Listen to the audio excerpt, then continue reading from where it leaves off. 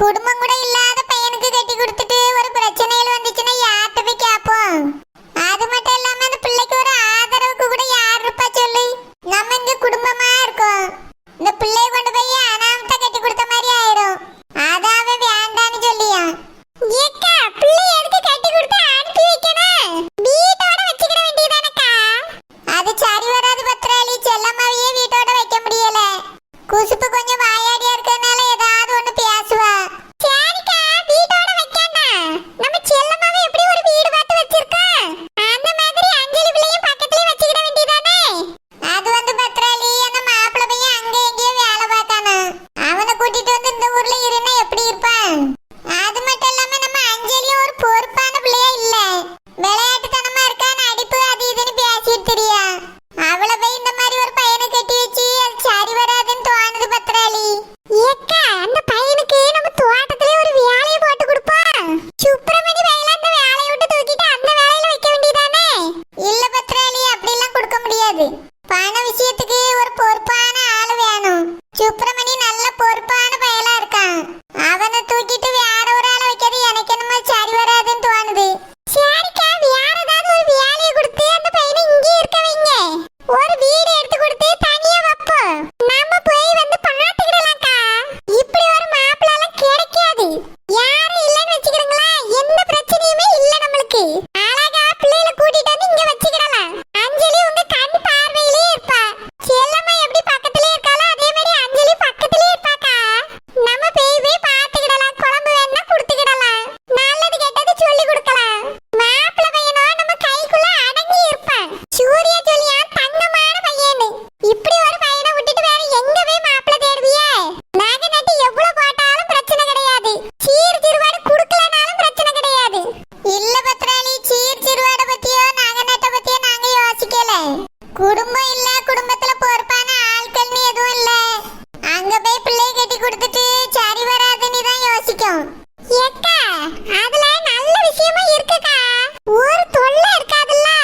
அல்ற சில்ற இல்லக்கா. ஏன் மவ சீல்பாவே எடுத்துக்கிடுங்க. எல்லா சொந்தமும் இருக்க இடத்துல கட்டி கொடுத்தோம். ஆனா நம்மளுக்கு ஏதாவது அங்க மரியாதை இருந்துச்சா சொல்லுங்க? கல்யாணம் முடிஞ்சு வீட்டு வாசலுக்கு போறதுக்குள்ள அவ்வளவு பிரச்சனை. எல்லாரும் அங்க இருந்து வரும்போது வார்த்தை பட்டுக்கிட்டு வந்தோம். செல்லம்மாவே அதே மாதிரி சொந்த பந்தங்கள் இருக்க இடத்துக்கு தான் கட்டி கொடுத்தோம். ஆனா அவ புருஷன் அப்படி குடிச்சிட்டு கிடந்தாரு. யார்கிட்டயே போய் ஏதாவது கேட்க முடிஞ்சுதா? ஒருத்தர்கிட்டயும் எதுவும் கேட்க முடியல. இப்ப இங்க வந்து ஊருக்குள்ள இருக்கும்போது தான் அவர் பாட்டுக்கு இருக்காரு. பொண்டாட்டி பிள்ளைகள்னு நல்லா பாத்துக்கிட்டியாரு. இந்த பையனையும் நம்ம கைக்குள்ள வச்சிருந்தான்னு வச்சுக்கிடுங்களேன். நம்ம பிள்ளையும் நல்லா பாத்துக்கிடுவான். நம்ம சொல் கேட்டு இருப்பான். நம்மளுக்கு தான் இவ்வளவு சொந்த பந்தங்கள் இருக்குதுல்லக்கா. அங்க இருந்து வந்துதான் நிறைய என்னமா சொல்லுங்க. அதுவும் சரிதான் பத்ராளி. அன்னைக்கு லட்சுமணி அப்படி சொன்னா. நானும் அதை பெருசா எடுத்துக்கிட்டே அந்த ஆளை விட்டுட்டேன். அவிகிட்டையும் எதுவும் சொல்லல. அந்த ஆளு இருக்க அந்த கதை எதுவும் பேசல யாரும். இனி வேணா பேசி ஒரு முடிவு எடுப்போம். நல்ல முடிவை எடுங்கக்கா. வீட்டுக்குள்ள பொம்பளை பிள்ளைய வச்சுக்கிட்டே இருக்க கூடாது. காலகாலத்துல கட்டி கொடுத்தாதானே அவன் ஒரு குடும்பமா ஆக முடியும். சரி பத்ராளி நீ சொல்லியதும் சரிதான். ஒரு நல்ல இடத்துல கட்டி கொடுத்துட்டோன்னு திருப்தியா இருக்குமேன்னு பார்த்தேன். இந்த பையனுக்கு கட்டி கொடுக்கிறது எல்லாருக்கும் சம்மதம் இருக்குமான்னு தெரியல. பாப்போம். ஏக்கா நான் சொல்றத கொஞ்சம் யோசிங்க. எல்லாத்தையும் சொல்லுங்க. எனக்கு என்னமோ நல்ல இடம் தான் தோணுது. ஏன்னா நம்ம அஞ்சல் பிள்ளைய விளையாட்டுத்தனமா இருக்கா. நாளைக்கு போற இடத்துல ஒண்ணும் தெரியலன்னா என் பிள்ளை மேல தான் ஏச்சு வாங்க வேண்டி இருக்கும். குத்தி குத்தி பேசுவாவே. அதுக்கு தாங்க சொல்லியே ஊர்ச மட்டும் கூட இருந்தா அட்ஜஸ்ட் பண்ணிட்டு போயிருவான். நம்ம சொல்லு கேட்டா இருப்பான். எல்லாத்துக்கும் மேல சூர்யாக்கு நல்ல தெரிஞ்ச பையலா இருக்கா. நல்ல பையன் சொல்லியா. அதனால நம்பிக்கை கட்டி கொடுக்கலாம்னு எனக்கு தோணுது. அத்தாட்ட பேசி பார்த்துட்டு முடிவு என்னன்னு அவன்கிட்ட சொல்லுங்க. ரொம்ப வார்த்தைப்பட்டுட்டு கிடக்கான். சரி பத்ராளி. ஏய சூர்யா வாப்பா. பத்ராளி இப்பதான்ப்பா சொல்லிக்கிட்டு இருந்தா. நீ ரொம்ப வருத்தப்பட்டியமே. நான் ஐயாட்ட பேசியேன்ப்பா. பேசி ஒரு முடிவு எடுப்போம். சரியாப்பா? இல்லம்மா வேண்டாம் விடுங்க. அதை பத்தி பேசவே நான் விரும்பல. எல்லா சொந்த பந்தங்களோட இருந்தா அந்த பையனை கூட்டிட்டு வான்னு நீங்களே சொல்லியிருப்பீங்க. யாருமே இல்லைன்னு தானே அந்த பையனை ஒதுக்குறிய. ஒரு காலத்துல என்னையும் இப்படிதாம்மா எல்லாரும் ஒதுக்குனாவ. நானும் இப்படிதான் யாரும் இல்லாத அனாதையா இருந்தேன். இப்போ என் இடத்துல அந்த பையன் இருக்கான். அவனுக்கு ஒரு வாழ்க்கை கொடுக்கணும்னு ஆசைப்படுறேன். ஆனா அதுல யாருக்குமே இஷ்டம் இல்லை. வேண்டாமா இனி இதை பத்தி நான் பேசவே விரும்பல. ஏய் சூர்யா அப்படி சொல்லி வருத்தப்படாதப்பா. நான் எல்லாத்தையும் உனக்காக பேசியேன்ப்பா. சரின்னு சொன்னவனா அவனுக்கே கட்டி பாத்துருவோம். அந்த பையனை ஒரு நாள் நம்ம வீட்டுக்கு வர சொல்லி சொல்லி அஞ்சலிக்கு பிடிக்கணும்லப்பா. பார்த்து பேசிட்டு அதுக்கு ஒரு முடிவு பண்ணுவோம். ஆ சரிம்மா, உங்க இஷ்டம். ஏக்கா பிள்ளை எப்படி வார்த்தைப்பட்டுட்டு வரான் பாத்தியலா? இதே ஒரு விஷயத்த லட்சுமணன் சொல்லியிருந்தா நீங்க உடனே என்ன ஏதுன்னு பேசியிருப்பீங்க. சூர்யாங்கிறதுனால நீங்களும் ரொம்ப அலட்சியமா தான்க்கா இருக்கீங்க. சீச்சி அப்படிலாம் இல்ல பத்ராளி. எனக்கு என் பிள்ளைகள் எல்லாம் ஒண்ணுதான், வேற வேறையா பிரிச்சு பார்க்க மாட்டேன். இல்லக்கா சூர்யா மனசுல அப்படி ஒரு எண்ணம் இருக்குமோன்னு எனக்கு தோணுது. ஏன்னா அவன் இப்ப வந்த பையன் பத்தியலா நம்மள பிரிச்சு பார்க்காமலோ நம்ம சொல்லியது யாருமே கேட்க மாட்டேங்காவளேன்னு யோசிக்க ஏன்ட்ட ரொம்ப வார்த்தைப்பட்டுட்டான்க்கா. பிள்ளைய எப்படி வார்த்தைப்பட விடாதங்க. அவன் ஏற்கனவே தனியா கடந்து வளர்ந்த பையன். நம்ம தான்க்கா அன்பை காட்டணும். அப்பதான் நம்ம கிட்ட நெருங்கி வருவான். அவனை ஒதுக்கி வைக்காதங்கக்கா. பத்ராளி நாங்க ஒரு நாள் அவனை ஒதுக்கி பார்த்ததுல பத்ராளின்னு இந்த வார்த்தை சொல்லாத. இல்லக்கா அவன் மனசுல அப்படி ஒரு எண்ணம் வந்துராமேன்னு சொல்லி. அப்படிலாம் யாரும் நினைக்கவே மாட்டான், அவனை ஒதுக்கவே மாட்டான். மனசுல அந்த மாதிரி ஒரு எண்ணம் வரவும் விட மாட்டான். அவன் நான் பெத்த பிள்ளை, 10 மாசம் சுமந்த பிள்ளை. சரிக்கா எனக்கு புரியுது. சூர்யாவுக்கு இது புரியணும்ல. தனியா கடந்து வளர்ந்துருக்கான் பத்தியெல்லாம், அதான் வியாதனை பற்றியா. அதனால நீங்க எது சொல்றதா இருந்தாலும் எது செய்யறதா இருந்தாலும் எல்லா பிள்ளைகளுக்கும் சேர்த்து செஞ்சிருங்க. அப்பனாக்க சூர்யா மனசுல எந்தவித பாகுபாடும் தெரியாது. அப்படிதான் செய்வோம் பத்ராளி, யாரையும் பிரிச்சு வைக்கிறது கிடையாது. சரிதான்க்கா, ராமலட்சுமணன் சொல்றதை கேட்கற மாதிரி சூர்யா சொல்றதையும் கேளுங்க. அப்பதான் நம்ம குடும்பத்துக்கும் நல்லது. சூர்யாவும் நம்ம குடும்பம் இது, நம்ம அப்பா அம்மா இது, இங்கதான் இருக்கணும்னு நினைப்பான்.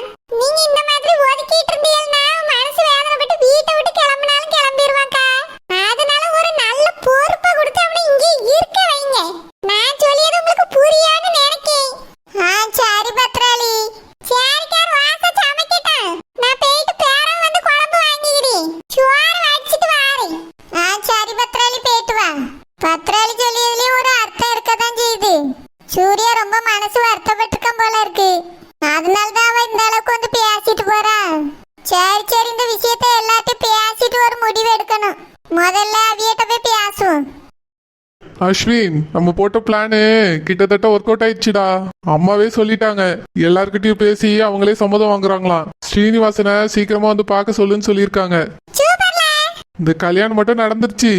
இந்த சொத்து எனக்கு வரதை யாராலையும் தடுக்கவே முடியாது. எல்லாத்துக்கும் சித்திக்கு தாண்டா தேங்க்ஸ் சொல்லணும். அவங்க மட்டும் இல்லைன்னா அம்மா என்னை நம்பிக்கவே மாட்டாங்க. அவங்க வந்து பேசுனதுனால தான் அம்மா எல்லாத்தையும் பேசுறேன்னு சொல்லியிருக்காங்க. ஆமாண்டா, அஞ்சலி அக்காக்கு நல்லபடியா கல்யாணம் முடிஞ்சிரும். சொத்தம் நினைச்ச மாதிரியே நம்மளுக்கு வந்துரும். ஜாலியா எஸ்கேப் ஆயிருவோம். எனக்கு ஒரு டவுட். சீதி தான உன்னை இங்க வர வச்சாவே? ஆமாண்டா. அவங்களுக்கு ஒண்ணுமே கொடுக்கலனா எப்படா? உன்னை மாட்டி விட்ட மாட்டாங்களா? கண்டிப்பா மாட்டி விடுவாங்க. என்னைய மாட்டி விட்டா அவங்க தாண்டா மாட்டுவாங்க. என்னல சொல்லியா? என்னைய கூட்டிட்டு வந்தது அவங்க தானே. நான் டூப்ளிகேட்னு தெரிய வந்தா அவங்களும் தானே மாட்டுவாங்க. அஸ்வின், இப்போதைக்கு சித்தி இந்த விஷயத்தை யார்ட்டையுமே சொல்ல மாட்டாங்கடா. அப்படியே சொல்லணும்னு நினைச்சாங்கன்னு வச்சுக்கேன், அதுக்கு எக்கச்சக்கமான பிளான் இருக்கு. கடைசியா அவங்க ஏமாந்ததுக்கு அப்புறம் தான் இந்த விஷயத்தை எல்லாத்தையும் சொல்லணும்னே நினைப்பாங்க. ஆனா சொல்ல மாட்டாங்க. ஏன் சொல்லு? அப்போ சொன்னா கன்ஃபார்மா மாட்டிப்பாங்க. அவங்க கதை திருடனுக்கு தேள் கொட்டின மாதிரி. உண்மையே சொல்ல முடியாது, பொய்ய மறைக்கவும் முடியாது. அதுக்கப்புறம் அவங்க மாட்டினாலே எனக்கு பிரச்சனையே இல்லை. அதான் நம்ம எஸ்கேப் ஆயிருவோம்ல.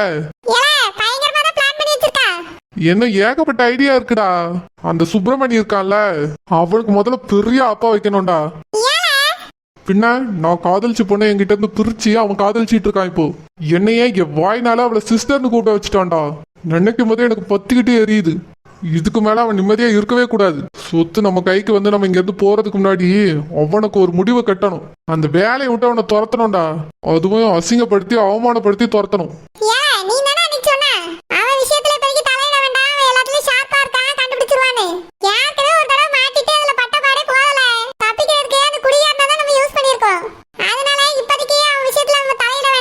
இல்ல அஸ்வின், அவன் செஞ்சதுக்கு அவனை பழி வாங்கியே ஆகணும். இந்த குடும்பத்து மேலதானே அவன் உயிரா இருக்கான்.